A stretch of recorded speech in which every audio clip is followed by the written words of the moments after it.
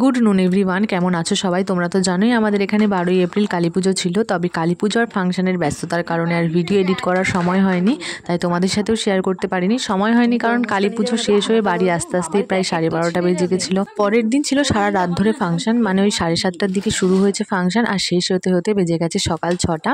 তো এই কারণেই আর সময়টা হয়ে ওঠেনি। সকাল সকালই পুজো হয়ে গেছিলো। মা এখন বজরংবলী পাঠ করছে, কারণ ওই দিনই ছিল হনুমান জয়ন্তী। আর এদিকে মা আমায় বলে দিচ্ছিল, আমি পুজোর ডালাটা সাজিয়ে নিচ্ছিলাম। তারপর সুন্দর করে আলতা পরে নিলাম। পুজো দিয়ে আসার পর আমরা তো আজকে আর কেউ ভাত খাবো না, তাই এখানে ময়দা মেখে রেখেছি। আর এদিকে গাছের কুমড়ো আর সাথে আলু ছোলা দিয়ে করছি কুমড়ো আলুর ছক্কা। মা বললো লুচিটাও ভেজে রাখো, কারণ অত রাতে পুজো দিয়ে বাড়ি ফেরার পর কারোরই আর এনার্জি হবে না যে গরম গরম লুচি ভেজে খাওয়ার। তবুও যদি দুটো করা থাকে যে থাক পড়ে থাকলে নষ্ট হবে, তার থেকে ভালো দুটো খেয়েই নি। এদিকে মা আমাকে লুচি বেলে দিচ্ছে আর আমি ভেজে নিচ্ছি। প্রায় হয়েই এসছে, আর কয়েকটা মতো বাকি আছে।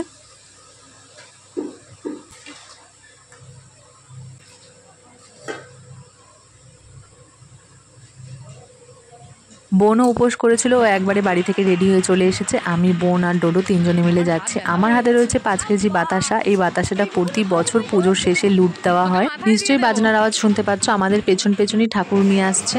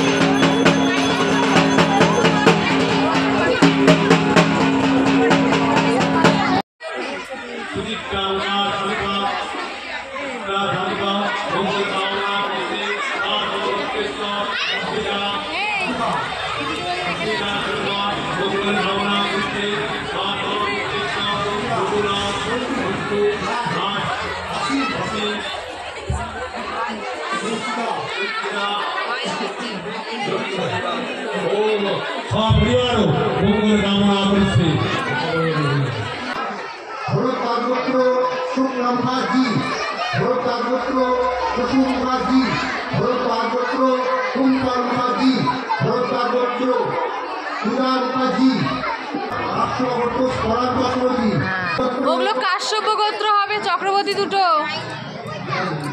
শুধু অনিমা সাহা ওখানে আলম্বান গোত্র আছে।